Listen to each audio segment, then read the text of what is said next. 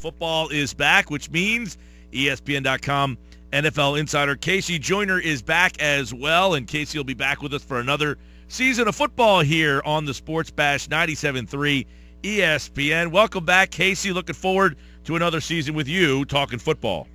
Hey, it's always a great time of year. We're about to finally get a kickoff in after the little screw-up last Sunday. Well, here we go. We'll go around the league a lot, but let's start here locally. I want to first get your thoughts, not so much on what could happen to Lane Johnson, but how could it affect Philadelphia here?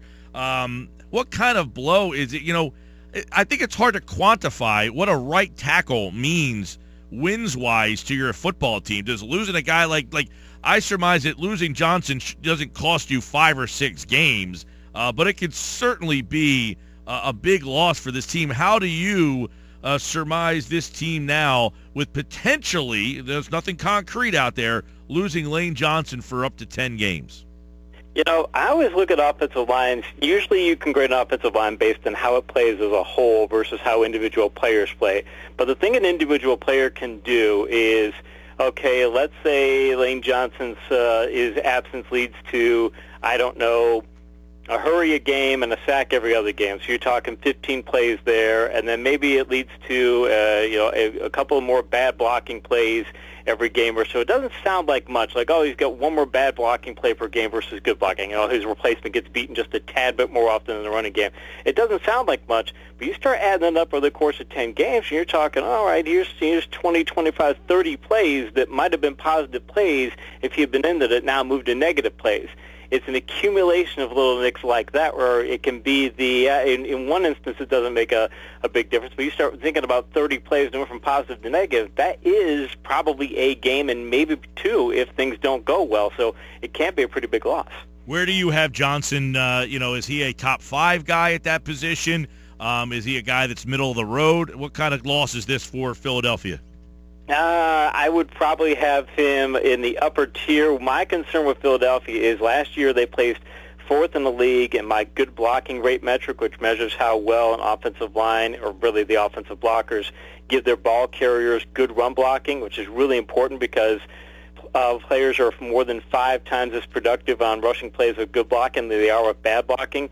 And I'm concerned that their number there might go from, say, 4th in the league down to 10th. They could still be a really good run-blocking offensive line, but you're going from elite to, upper mid-tier, and I think that's the kind of thing that can hurt your running game pretty significantly. Hey, I want to get your take on the Eagles' run game. They've got not a lot of depth at running back. Ryan Mathews, Wendell Smallwood, Darren Sproles, really the 3 main guys. I don't know if there's a bell cow in there. The offensive line, a little iffy there, but the Doug Pederson offense, how do you think the run game will differ from what we saw with Chip Kelly? Better or worse? I think the run game will be worse just because Kelly is so run game centric and everything about his system was designed to get good. I don't think that good blocking rate I mentioned earlier, I think that was as much. There's talent up front, but I think it was as much you can call your way to that kind of success too, and I don't think that's going to be the primary goal for a Pederson offense. You mentioned and not having a bell cow. That's a big concern. It's also Mathews just doesn't look to have the skill set to fit this particular offense, and the concern also is Mathews has had durability question marks. Sproles is not exactly a big guy. Smallwood's not a big guy, and offenses normally like to have a running back they can at least have as a lead back, if not a bell cow. You get these 3 guys and go, all 3 of them. Wouldn't be shocked to see them get injured, so the Eagles' running back depth could get tested by the time we hit midseason. Casey Joyner's with us. And Casey, how about the tight end position? Do you see that more involved now than maybe under Chip Kelly? Oh, yeah, definitely. The thing is, though, is that Ertz had 108 targets last year, and that's an upper-tier total. So I don't know that he's going to, he'll get more than that probably. I predict him probably get around 120. But my big concern is whether or not he can increase his yards per attempt totals. I measure metrics on a color grading scale where green is really good, like blue is great, green's really good, yellow is okay, and red is bad. And you look at Ertz's metrics on a yards per attempt basis, and they're across the board yellow last year. He just didn't, he had one that was red, but everything else is yellow. So it's like, okay, we got you a lot of targets, but you didn't do a lot with those targets. I'd like to see if this system can get him to a green rating there. So now he's got not only quantity, but he's got quality to go along with it. Trey Burton's a guy that Mike Gills wrote about on the 97.3 website. The Eagles coaches have talked about. What's your familiarity with him, and how important of a piece do you think he could possibly be for the Eagles? I like what he does. I think they can use him in a variety of ways. He was impressive on tape at Florida, and I think they could use him in a variety of ways. That'll be the big thing. A big question mark is how many of these targets do you send to your, not to your wideouts, but to your tight ends and to your H-backs? How many targets now get shifted from wide receiver? And the big concern there might be Jordan Mathews works out of the slot. If you're not going to run a 3 wide receiver set, you can't run him out of the slot. So do you shift him to the outside? And the idea is, and this is going to be a big thing too, is that if you shift him to the outside and you just use 2 tight end sets, that's great. But if you start flexing one of those tight ends out, it's going to be, why are you flexing the tight end out instead of using Mathews over there? I'm not sure that they would necessarily do that, but it's going to be one of those things that, can we see Mathews still get as many targets as he did last year when you're sending all these targets to tight ends and H-backs? Can they get more from Aguilar this year? I know he was hard probably to evaluate with injury, and he didn't play a whole heck of a lot, but first-round guy, is he looking more like bust or a guy who can give you more in year number 2? He's looking more like bust. I remember watching tape of his at USC, and you didn't see a great receiver, but he was a very good receiver, they were building blocks here that you can say he could develop into something. So not sure why he hasn't been connecting, because the talent is there, but I think it'd be a really bad sign if Givens or Randall or Huff or somebody is beating him out, because this has got to be the year that even if he doesn't become a star, he's got to step up and say, I'm worth this roster spot, because right now it's pointing in the direction of bust. You just hit a name there, Casey, that Mike and I have talked about, because speed kills, right? Chris Givens is a guy that's a real interesting player. What's your take on him? Again, a guy who can hit home runs, a guy who, if you're talking about what he can do from a yards per attempt basis, he's posted a lot of green-rated yards per attempt numbers over the years, so he can hit those. It might be a situation where you say, okay, maybe we don't try and throw him 100 targets. Maybe we just throw him 60, 70 targets, let's assuming all goes well. We say we're going to give him just that many, but, man, he can give us such an upside on those targets. It might be one of those where you make him a situational deep threat, and you'd like to get more out of him, but if you can get even that much out of him, it's a big step up for the offense. How about Ruben Randall? I think the Giant fans would tell you they pull their hair out with his inconsistencies, but what does he bring to this passing game?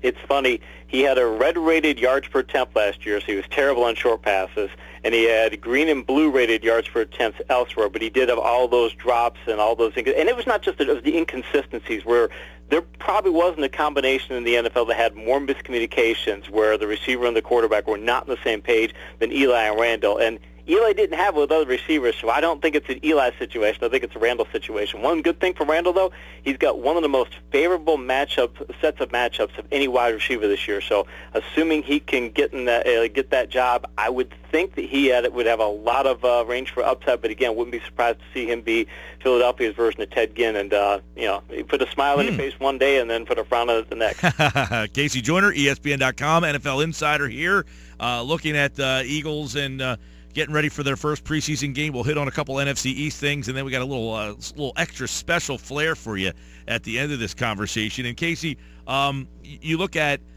Jim Schwartz on the defensive side of the ball. Do you like the personnel Philly has for his style of defense?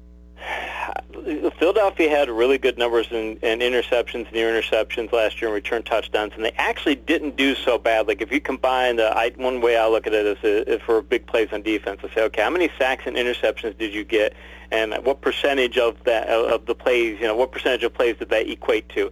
Philadelphia had good, not great numbers in those categories, but they didn't have any bad numbers in any of those categories.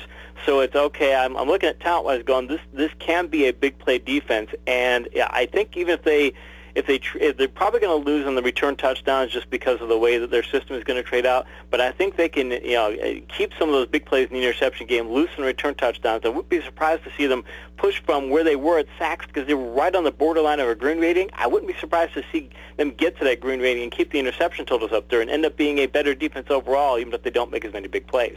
Jordan Hicks last year, limited time, don't know how much tape you saw on him, but was a playmaker, but it did it out of a 3-4.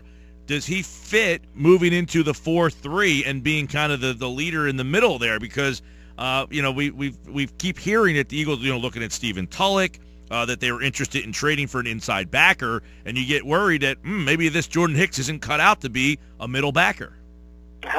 It's a big question mark if he is, and I think it's going to be a transition. But I'm always, you can look through NFL history and you find a lot of players who made transitions from positions one to the other. It's like if people say, if it goes from one technique to three technique, you can't make it happen and things. You find that when you start grading a lot of defensive players, that even though they're changing techniques, even though they're changing systems, a lot of the responsibilities tend to stay the same. So I think there's going to be a transition. I'm a lot more worried about the schedule than about a transition, because I think the transition will take place after a few weeks. But the schedule is the Eagles and the entire NFC East, actually, they all have brutal schedules as far as from a defensive perspective.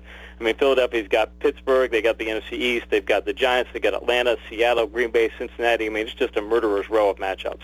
We're talking with Casey Joyner and talking a little Eagles football, specifically the defensive side of the ball. And Leodis McKelvin, Casey, is a guy the Eagles brought in hopefully to be their problem solver, the guy that can answer all the problems they've had in the secondary, something that Byron Maxwell couldn't do. Is that something that Leodis McKelvin can do? I use the color rating system for players, and I've got a number of metrics when I'm grading cornerbacks where I want them to see that. I want to see them do well in yards per attempt, in success percentage, and not allowing vertical passes.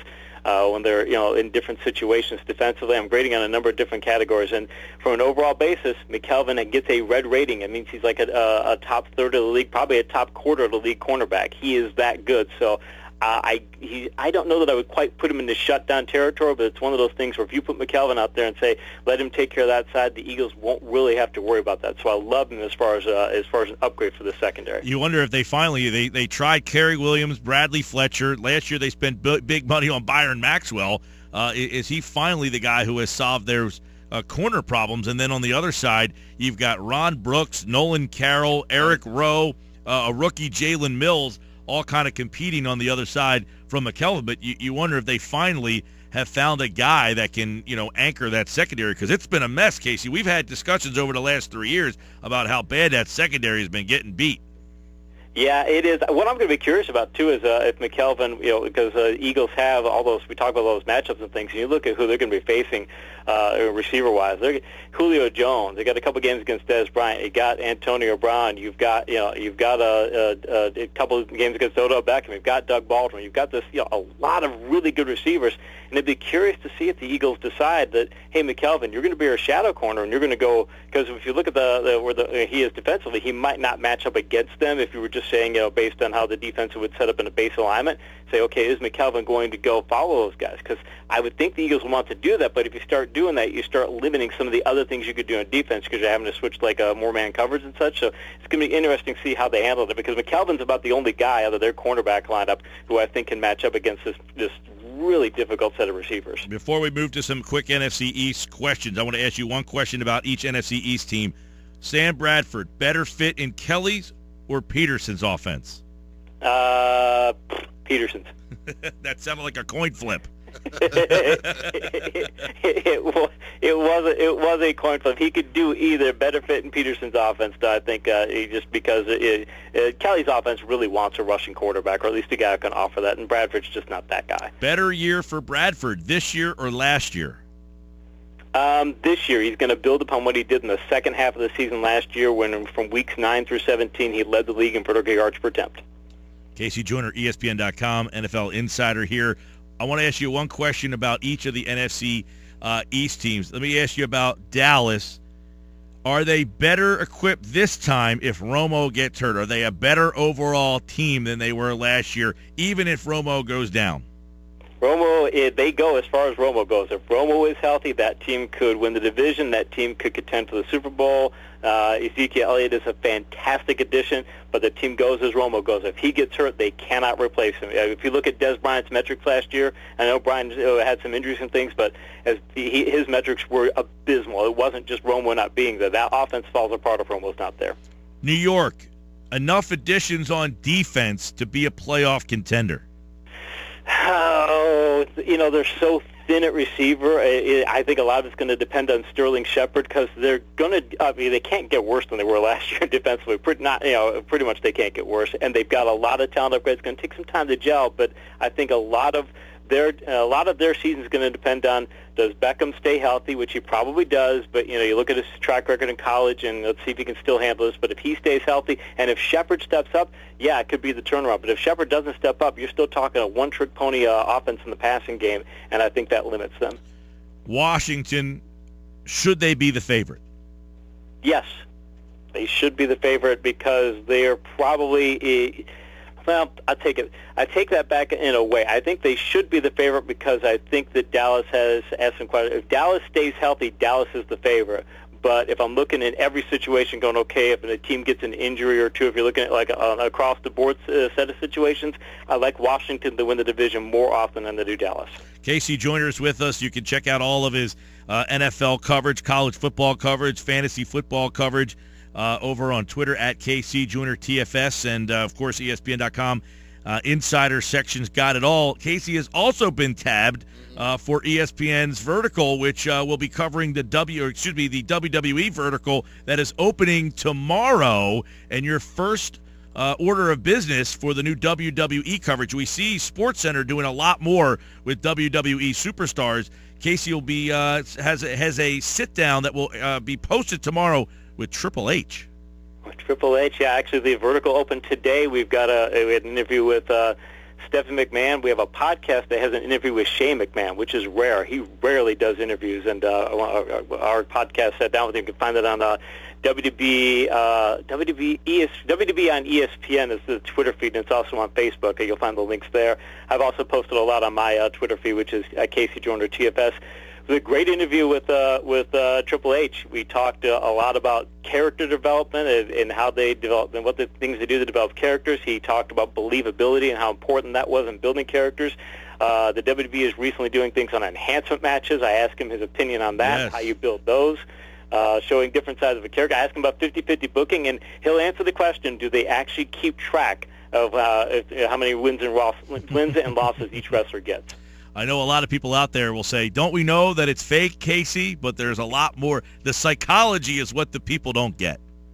Yes, the whole article, in fact, the whole conversation was revolved around the psychology and the things that they do to try to build the psychology, because the things they're doing with their NXT roster and such, because they had a thin roster talent-wise a few years ago, the things that the WWE is doing with their NXT developmental talent roster, they've got a lot of skilled people coming up, and it's going to be a lot more fun to watch than it was there for a time, so I'm really excited about it. No doubt. Give us one nugget that stood out to you from Triple H that really made you kind of say, wow, I didn't realize that. One nugget that stood out with Triple H. Oh wow, that would be. I have to think about that for a second. It was actually. I thought when it came to the squash matches that he would be more of an old school guy about saying, yeah, we should go with squash. That's the matches where one guy just completely destroys another, and he really said, yeah, we're kind of getting back to that, but we're going. It's one part of an entire thing that we want to do. We don't just want to do this. So he talked about the things he does with there's a wrestler in NXT named Nakamura. He talks about the ways that he approaches enhancement matches for a guy like Nakamura, and to hear his insights on these things, to get the idea of what he's trying to do in building these matches, it's really compelling. I was surprised to hear him be as open as he was, because he really gave us some good answers to his questions. Yeah, Pete, those are the Salvatore Belomos of the world, the Jim Powers, the Barry Horowitz, the Paul Romas. Sounds good to me. They're called jobbers. Okay. Yeah, the Mulkeys, if you're an old NWA fan, Mulkey Mania. Iron Mike Sharp, he might be one of the top jobbers out there as well. Maybe Jose Luis Rivera. I have the feeling you two could do this all night. Oh, I think we SD Jones, PT, come on. All right, Sports Best, right. Danny Davis. That's the new website, WWE on ESPN on Twitter. Casey Joyner is now contributing for them as well. Check out his interview with Triple H, which should be a really interesting, intriguing interview. I certainly can't wait till that post. And the stuff with Stephanie McMahon and Shane McMahon is up there already. We'll be talking football and some wrestling throughout the football season here with Casey Joyner, who is back with us on Thursdays and Mondays this football season here on 97.3. Casey, always a pleasure, my friend. Appreciate it, guys.